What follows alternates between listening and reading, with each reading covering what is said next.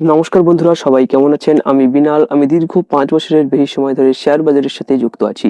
সবাইকে happy new year. আর বছরের শুরুতে আমরা লক্ষ্য করতে পারছি বাজারে কিন্তু নতুন অল টাইম হাই অলরেডি এখানে মেরে দিয়েছে নিফটি 50 এবং ব্যাংক নিফটি।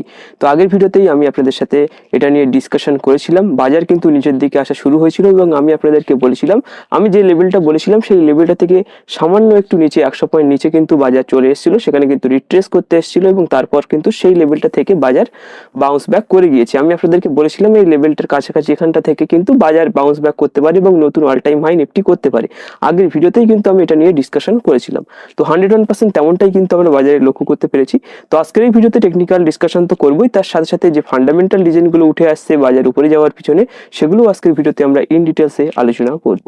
তো আসুন দেরি না করে আজকের এই ভিডিওটি আমরা শুরু করি। তো আসুন জেনে নিই যে আজকের বাজারে নতুন অল টাইম হাইয়ের পিছনে কোন কোন ফান্ডামেন্টাল রিজনগুলো এখানে ছিল। তো প্রথম যে রিজনটা উঠে আসছে সেটা হচ্ছে শক্তিশালী ডোমেস্টিক ইনস্টিটিউশনাল ইনভেস্টর ডিআইআই এর সমর্থন। তো ফার্স্ট যে পয়েন্টটা এখানে দেওয়া হয়েছে সেটা এখানে দেখতে পাচ্ছ, যেখানে বলা হয়েছে যে ডিআইআই ক্রয় বনাম এফআইআই বিক্রয়। মানে ডিআইআই কিন্তু কন্টিনিউয়াসলি মার্কেটে বাইং করে চলেছে, বাট এফআইআই কিন্তু এখনো পর্যন্ত মার্কেটে একটা সেলিং প্রেসার দিয়ে চলেছে। কি বলছে আসুন দেখে নিই। বলছে যে বাজারের উত্থানের একটি গুরুত্বপূর্ণ কারণ ছিল ডোমেস্টিক ইনস্টিটিউশনাল ইনভেস্টর, মানে ডিআইআই দের। আর ডিআইআই এর ভিতরে কারা রয়েছে? ডিআইআই এর ভিতরে যারা থাকে তারা হচ্ছে মিউচুয়াল ফান্ড হতে পারে, বিভিন্ন ইন্স্যুরেন্স কোম্পানি হতে পারে, আরো বিভিন্ন ধরনের ফান্ড হাউস কিন্তু তারা হতে পারে। তো এরা কিন্তু কন্টিনিউয়াসলি মার্কেটে বাইং করে চলেছে। তো সেটাই এখানে বলা হয়েছে যে লাগাতার কিন্তু তারা একটা বাইং করে চলেছে, যেটার জন্য মার্কেটে কিন্তু একটা সাপোর্ট এখানে তৈরি হচ্ছে। তারপর কি বলছে যে দেশীয় অর্থের এই স্থির প্রবাহ আগের সেশনগুলিতে ফরেন ইনস্টিটিউশনাল ইনভেস্টর এফআইআই দের ক্রমাগত বিক্রয়কে সফলভাবে প্রতিহত করার জন্য শক্তিশালী ছিল। এই গতিশীলতা বাজারের জন্য একটি শক্তিশালী মৌলিক ভিত্তি তৈরি করেছে। মানে এফআইআই এর যে কন্টিনিউয়াসলি সেলিং প্রেসার যেটা মার্কেটে আসছিল সেটাকে কিন্তু প্রতিহত করার চেষ্টা করেছে ডিআইআই, যেটার কারণে মার্কেটে একটা সাপোর্ট আমরা লক্ষ্য করতে পারছি।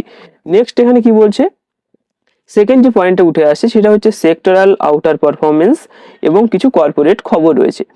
দেখুন এখানে কি বলছে যে ব্যাংকিং সেক্টরের রেকর্ড উচ্চতা। দেখুন এখানে তো ফান্ডামেন্টাল এই রিজনগুলো এগুলো পরে আমরা এখন জানতে পারছি, বাট টেকনিক্যাল চার্ট অনুযায়ী কিন্তু আমি আপনাদেরকে বলেছিলাম যে ব্যাংকিং যে সেক্টর, এই ব্যাংকিং সেক্টরের ভিতরে ভালো একটা র্যালি হওয়ার সম্ভাবনা রয়েছে। ব্যাংক নিফটির চার্টটা যখন আমরা ডিসকাশন করেছিলাম টেকনিক্যাল চার্টটা, সেখানে কিন্তু আমি আপনাদেরকে বলেছিলাম। তো দেখুন এখানে প্রথম যে এখানে রিজনটা দেখা যাচ্ছে সেটা হচ্ছে ব্যাংকিং সেক্টরের রেকর্ড উচ্চতা। কি বলছে, নিফটি ব্যাংক ইন্ডেক্স 60,000-এর সীমা অতিক্রম করে নতুন একটি সর্বকালের উচ্চতায় পৌঁছেছে। তো ব্যাংকিং সেক্টরের ভিতরে সবচাইতে বেশি ওয়েটেজ রাখে কারা? এখানে আপনি দেখতে পাচ্ছেন এইচডিএফসি ব্যাংক, আইসিআইসি ব্যাংক এবং এসবিআই এর মতো প্রধান ব্যাংকগুলির শক্তিশালী ত্রৈমাসিক আপডেট এবং ইতিবাচক মনোভাবের কারণে এই উত্থান ঘটে, যা সুস্থ ঋণ বৃদ্ধি এবং শক্তিশালী সম্পদের গুণমান নির্দেশ করে। মানে এখানে নিফটি ব্যাংক নিফটির ভিতরে যে এখানে মেইন যে এখানে ব্যাংকগুলো থাকে সেগুলো হচ্ছে HDFC bank, ICICI bank, SBI bank. এরা কিন্তু ভালো ধরনের একটা এখানে র্যালি দিয়েছে, যেটার কারণে কিন্তু ব্যাংকিং সেক্টরের ভিতরে আমরা ভালো ধরনের একটা উচ্চতা লক্ষ্য করতে পেরেছি, নতুন উচ্চতা কিন্তু লক্ষ্য করতে পেরেছি, যেটার কারণে ওভারঅল মার্কেটে কিন্তু পজিটিভ সেন্টিমেন্ট এখানে লক্ষ্য করা যাচ্ছে। নেক্সট যেটা বলা হয়েছে সেটা হচ্ছে অটো সেক্টরের গতি। দেখুন এখানে কি বলছে, অটো ইন্ডেক্স শক্তিশালী ছিল, যেখানে মারুতি এবং টাটা মোটরসের মতন স্টকগুলি বেড়েছে প্রধানত ডিসেম্বরে ইতিবাচক গাড়ির বিক্রয় তথ্যের ভিত্তিতে, যা শক্তিশালী চাহিদা নির্দেশ করেছে। অটো সেক্টরের উপরেও কিন্তু ভালো ধরনের একটা পাম্প আমরা মার্কেটে লক্ষ্য করেছি, যেটার কারণে একটা পজিটিভিটি কিন্তু মার্কেটে এসছে। নেক্সট এখানে কি বলছে যে হেভিওয়েট স্টকগুলির র্যালি। দেখুন এখানে রিলায়েন্স ইন্ডাস্ট্রির মতো যে সমস্ত ব্লু চিপ কোম্পানিগুলো রয়েছে সেখানে কিন্তু ভালো ধরনের একটা পাম্প আমরা লক্ষ্য করেছি, যেটার কারণে সূচকে কিন্তু আমরা একটা ভালো ধরনের তেজি লক্ষ্য করতে পেরেছি। তো এখানে নেক্সট পয়েন্ট কি বলছে, নেক্সট পয়েন্ট বলছে নীতি নির্ভর লাভ। কোল ইন্ডিয়ার মতো স্টকগুলি নীতিগত ঘোষণার পরে, যেখানে বিদেশি ক্রেতা কারা? বিদেশি ক্রেতা হচ্ছে বাংলাদেশ, ভুটান এবং নেপাল। তো এখান থেকে সরাসরি তাদেরই নিলামে অংশগ্রহণের অনুমতি দেওয়া হয়েছে। এর ফলে স্বচ্ছতা এবং বৈশ্বিক বাজার একীকরণ বাড়বে বলে আশা করা হচ্ছে। মানে বাইরের দেশ থেকেও কিন্তু আমাদের দেশে মানে যে কয়লা এখানে মানে এখান থেকে উত্তোলন করে সেই কয়লা কিন্তু বাইরের দেশে এখানে বিক্রি করার জন্য কিন্তু এখান থেকে একটা পারমিশন দেওয়া হয়েছে। মানে তারা কিন্তু আমাদের দেশ থেকে কয়লা এখান থেকে কিনতে পারে।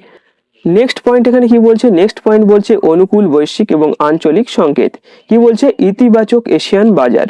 দেখুন এখানে কি বলছে, ভারতীয় ইকুইটি বাজারগুলি এদের এশীয় সহকর্মীদের থেকে সংকেত পেয়েছে, কারণ দক্ষিণ কোরিয়ার কসপি এবং হংকং এর হ্যাংসেং এর মতো। দেখুন এই হ্যাংসেং কিন্তু একটা ইন্ডেক্স, মানে হংকং এর ইন্ডেক্স কিন্তু হ্যাংসেং, আমাদের যেমন ইন্ডিয়ার ইন্ডেক্স নিফটি, হংকং এর ইন্ডেক্স কিন্তু হ্যাংসেং।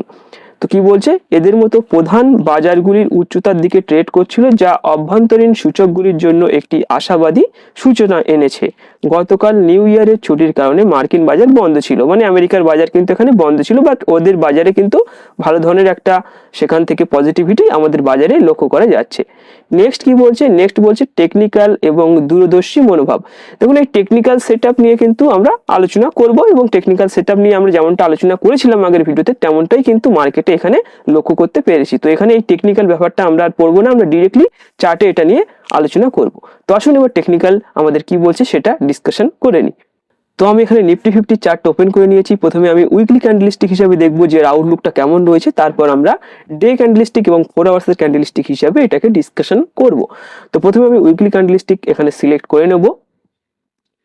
তো আমি এখানে উইকলি ক্যান্ডেলস্টিক হিসাবে যেটা ডিসকাশন করেছিলাম আগের ভিডিওতে, আমি আপনাদেরকে বলেছিলাম এখানে কিন্তু খুব ভালো ধরনের একটা মার্কেটের ভিতরে রিভার্সাল এখানে লক্ষ্য করা যাচ্ছে। এখান থেকে কিন্তু নতুন অল টাইম হাই মারতে পারে। আগের ভিডিওটা যারা দেখেছিল তারা কিন্তু সেখান থেকে একটা বেসিক আইডিয়া পেয়ে গিয়েছিল, এবং এটা কিন্তু আমি বারবার করে আপনাদেরকে বলেছিলাম। তো দেখুন এখানে নতুন all time high already Nifty এখানে মেরে দিয়েছে। এরপর কেমন কি র্যালি হতে পারে ডিসকাশন করব। তো তার আগে এখানে আমরা দেখতে পাচ্ছি যে এখানে আগে যে এখানে রেজিস্ট্যান্স লেভেলটা ছিল, কতই ছিল রেজিস্ট্যান্স লেভেল ছিল এখানে আমাদের 26,257 কাছাকাছি। এখানে আমাদের কি রেজিস্ট্যান্স লেভেল ছিল, এই লেভেলটা থেকে বারবার কিন্তু প্রাইস রিজেকশন করছিল, এবং ফাইনালি এই লেভেলটাকে ব্রেক করে নিফটি এই মুহূর্তে 26,328 কিন্তু এখানে ক্লোজ করে দিয়েছে আজকের বাজারে। তো এখানে একটা দেখা যাচ্ছে খুব ভালো ধরনের একটা বুলিশ ক্যান্ডেলস্টিক কিন্তু এই সপ্তাহে কিন্তু এখানে নিফটি বানিয়েছে। তো আসুন ডের ক্যান্ডেলস্টিক আমাদের কি বলছে এবং কিভাবে আমরা ট্রেড সেটআপ করব সেটা ডিসকাশন করে নিই।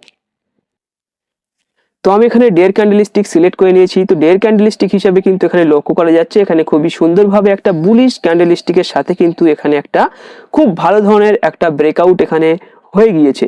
দেখুন আগের ভিডিওতে আমি আপনাদের সাথে ডিসকাশন করেছিলাম নিফটি কিন্তু এইখানটায় একটা ডবল বটম প্যাটার্ন কিন্তু এখানে তৈরি করছে। এটা কিন্তু আমি আপনাদেরকে বলেছিলাম, বা এখানে অনেকে এটাকে ডব্লিউ প্যাটার্নও বলে থাকে। এখানে কিন্তু এই ডবল বটম প্যাটার্ন এখানে তৈরি হচ্ছে, এবং এখান থেকে রিটেস্ট করে নিফটি আরো উপরে যাওয়ার একটা সম্ভাবনা এর ভিতরে রয়েছে। এবং আমি আপনাদেরকে বলেছিলাম এই জায়গাটায় যে গ্যাপটা তৈরি করেছিল এই গ্যাপটায় ফিল করতে পারে, ঠিক এই জায়গাটা থেকে প্রাইস রিজেকশন হতে পারে। এক্স্যাক্টলি সেই লেভেলটা থেকে প্রাইস রিজেকশন করে সেই লেভেলটায় টেস্ট করে কিন্তু ফাইনালি কিন্তু এখানে একটা ব্রেকআউট এখানে লক্ষ্য করা যাচ্ছে। তো এখানে এই মুহূর্তে যদি ট্রেড করতে হয় তাহলে আমরা কিভাবে ট্রেড করব, এবং আমাদের প্রথম টার্গেট কোথায় হওয়া উচিত। এখন এই মুহূর্তে আমরা কি করব, এই মুহূর্তে কিন্তু আমরা ভালো ভালো স্টককে এই মুহূর্তে বাইং করতে পারি, বাট এখানে আমাদের টার্গেটটা প্রথম টার্গেটটা কোথায় হওয়া উচিত আসুন এখানটায় ডিসকাশন করে নিই। তো প্রথমে আমি 4 আওয়ার্সের ক্যান্ডেলস্টিক একবার সিলেক্ট করে নেব। তো দেখুন এখানে প্রথমে আমি 4 আওয়ার্সের ক্যান্ডেলস্টিক এখানে সিলেক্ট করে নিয়েছি, এবং এখানটায় কিন্তু আমাদের ডবল বটম প্যাটার্ন কিন্তু এখানটায় তৈরি হয়ে গিয়েছে। তো অ্যাজ পার এখানে প্রাইস অ্যাকশন আমরা কিভাবে এখানে ট্রেড করব, তো আমাদের এই লেভেলটাকে কিন্তু মেজার করতে হবে। আমরা এখানটায় একদম মেজার করে দেখে নেব যে অ্যাকচুয়ালি আমাদের টার্গেটটা কোথায় এখানে হতে পারে। তো এখানে দেখুন এখানটায় এটাকে মেজার করে আমরা এটার উপরে শিফট করিয়ে দেবো, তাহলে আমাদের কিন্তু ফার্স্ট টার্গেট কিন্তু এখানে আমরা পেয়ে যাব। তো এখানে কিন্তু আমরা ফার্স্ট টার্গেট পেয়ে যাব। তো আমাদের ফার্স্ট টার্গেট কোনটা হবে, দেখুন আমাদের ফার্স্ট টার্গেট লেভেল যেটা হবে অ্যাজ পার প্রাইস অ্যাকশন, তো এখানে আমাদের 26,845 কাছাকাছি কিন্তু এখানে আমাদের ফার্স্ট টার্গেটটা হবে। এখানে কিন্তু আমাদের ফার্স্ট টার্গেটটা হবে। তো এখানে আমরা এই মুহূর্তে ভালো ভালো ফান্ডামেন্টাল কিছু স্টক, যারা ফান্ডামেন্টাল যে সমস্ত স্টকগুলো রয়েছে, ভালো ব্লু চিপ কোম্পানি রয়েছে এবং মিড ক্যাপের স্টকও কিন্তু আমরা এখানে বাই করতে পারি। তো স্টক বাই করবেন, এবং বাই করে আপনি কোন লেভেল পর্যন্ত স্টককে হোল্ড করতে পারবেন। তো এখানটায় লেভেলটা আমি বলে দিলাম, লেভেলটা হচ্ছে 26,845 কাছাকাছি কিন্তু এই লেভেলটায় গিয়ে আমরা এখানটায় একটা প্রফিট বুকিং এখানটায় করতে পারি। এবং এখানে যারা এন্ট্রি করবেন তাদের স্টপ লস লেভেল কোথায় হবে, তাদের স্টপ লস লেভেল এই মুহূর্তে যেটা এখানটায় লক্ষ্য করা যাচ্ছে তার স্টপ লস লেভেলটা কিন্তু এখানে হবে 26,100 কাছাকাছি কিন্তু আমাদের স্টপ লস লেভেলটা হবে। কারণ এখান থেকে যদি রিভার্স হয়ে যায় এখানে কিন্তু অনেক বড় ধরনের পতন মার্কেটে চলে আসতে পারে। বাট আমি মনে করছি যে এখানে কিন্তু একটা ভালো ধরনের র্যালি এখানে লক্ষ্য করা যাবে, কারণ অনেক দিন ধরে কিন্তু এই লেভেলটায় টেস্ট করছে এবং ফাইনালি কিন্তু ব্রেকআউট এখানে হয়ে গিয়েছে। তো এখানটায় বাই করবেন এবং স্টপ লসটা কিন্তু এখানে 26,100 কাছাকাছি রাখবেন, এবং আমাদের টার্গেট টার্গেট হবে 26,845। তো এটা হচ্ছে ওভারঅল নিফটির অ্যানালাইসিস। এবার আমরা ব্যাংক নিফটি নিয়ে ডিসকাশন করব। তো আসুন ব্যাংক নিফটি চার্টটা এখানে ওপেন করে নিই। তো আমি এখানে ব্যাংক নিফটির চার্টটা ওপেন করেছি এবং উইকলি ক্যান্ডেলস্টিক হিসাবে এখানে যদি আমি ব্যাংক নিফটিকে দেখি সেক্ষেত্রে কিন্তু এখানে খুব ভালো ধরনের একটা বুলিশ ক্যান্ডেলস্টিক এখানে লক্ষ্য করা যাচ্ছে এবং এই মুহূর্তে ব্যাংক নিফটি কিন্তু একটা অল টাইম হাই লেভেলে কিন্তু এখানে ট্রেড করছে। তো সেটা কিন্তু এখানে লক্ষ্য করা যাচ্ছে এবং ভালো ধরনের কিন্তু একটা বুলিশ ফ্লাগ প্যাটার্ন এখানে তৈরি হয়েছিল, যেটা আমি আগের ভিডিওতে বারবার করে আপনাদেরকে বলেছিলাম এবং আমি আপনাদেরকে যে বাইং লেভেল দিয়েছিলাম এবং যে স্টপ লস লেভেল দিয়েছিলাম সেই স্টপ লস কিন্তু হিট করেনি, বারবার কিন্তু তার কাছাকাছি এসছে, কিন্তু সেখান থেকে কিন্তু মার্কেট আবার রিভার্স হয়ে গিয়েছে। তো এখানে আমাদের স্টপ লস লেভেল ছিল 58,600 কাছাকাছি এবং আমি আপনাদেরকে বলেছিলাম এখানে কিন্তু ভালো ধরনের একটা বুলিশ ফ্ল্যাগ প্যাটার্ন এখানটায় লক্ষ্য করা যাচ্ছে। আমি যদি এখানটায় ড্র করি সেক্ষেত্রে আপনি এখানে দেখতে পাবেন এখানে কিন্তু একটা বুলিশ ফ্ল্যাগ প্যাটার্ন কিন্তু এখানে লক্ষ্য করা যাচ্ছে। এটা কিন্তু বারবার করে আমি আপনাদেরকে বলেছিলাম আগের ভিডিওতে, এখানে কিন্তু একটা ভালো ধরনের বুলিশ ফ্ল্যাগ প্যাটার্ন এখানটায় লক্ষ্য করা যাচ্ছে এবং এখানটায় দেখুন, তো আমি এখানে ড্র করে দেখিয়ে দিচ্ছি। তো এখানে দেখুন ভালোভাবে একটা বুলিশ ফ্ল্যাগ প্যাটার্ন কিন্তু এখানটায় আমরা লক্ষ্য করতে পারছি। আর এখানটায় আমরা যদি এই লেভেলটাকে যদি ক্লোন করে এখানটায় যদি শিফট করে দিই সেক্ষেত্রে কিন্তু আমাদের টার্গেট আমরা এখানটায় পেয়ে যাব, যেহেতু এখানটায় থেকে কিন্তু এর ব্রেকআউটটা হয়েছে। তো এখানটায় যদি টার্গেট আপনি দেখেন সেক্ষেত্রে এখানটায় ফার্স্ট টার্গেট যেটা হবে আমাদের সেটা হবে কিন্তু এখানে 61,164 কাছাকাছি কিন্তু আমাদের ফার্স্ট টার্গেট এখানে একটা হবে as per bullish flag pattern. এখানে দেখা যাচ্ছে যে ভালোভাবে একটা বুলিশ ফ্ল্যাগ এখানে কিন্তু ব্রেকআউট হয়ে গিয়েছে এবং আমাদের ফার্স্ট টার্গেটটা কিন্তু এখানে 61,164 কাছাকাছি হবে। আমি আপনাদেরকে বলে দিয়েছিলাম যে এই বুলিশ ফ্ল্যাগ প্যাটার্ন যখন, এটা কিন্তু বারবার আমি ড্র করেছিলাম আপনাদের সামনে এবং এখানে বলেছিলাম যে এই বুলিশ ফ্ল্যাগ প্যাটার্ন যখনই ব্রেকআউট হবে তখনই কিন্তু আমরা ভালো ধরনের একটা বুলিশ মুভমেন্ট এখানে ব্যাংক নিফটির ভিতরে লক্ষ্য করতে পারি এবং এক্স্যাক্টলি সেটাই কিন্তু হয়েছে। টার্গেট এখানে বলে দিলাম, টার্গেটটা হবে 61,164 কাছাকাছি কিন্তু আমাদের এখানে টার্গেটটা হবে। খুব ভালো ধরনের বুলিশ প্যাটার্ন কিন্তু এখানে ব্যাংক নিফটির ভিতরে লক্ষ্য করা যাচ্ছে।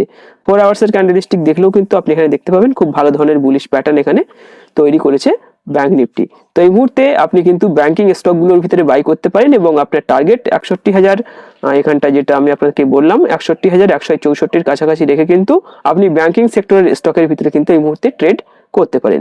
তো আশা করি ওভারঅল কি সেন্টিমেন্ট রয়েছে মার্কেটের এবং এই মুহূর্তে কিভাবে আমরা ট্রেড করব নিফটি এবং ব্যাংক নিফটির মধ্যে সবকিছু আপনি ডিটেলসে বুঝতে পেরেছেন। তো আজকের এই ভিডিওটি এখানে শেষ করব। ভিডিওটি ভালো লাগলে অবশ্যই ভিডিওটিকে একটি লাইক করবেন, বন্ধুদের সাথে অবশ্যই শেয়ার করবেন এবং আপনি যদি আমাদের ইউটিউব চ্যানেলে প্রথমবার ভিজিট করেন সেক্ষেত্রে অবশ্যই চ্যানেলটিকে সাবস্ক্রাইব করে পাশে থাকবেন। ধন্যবাদ।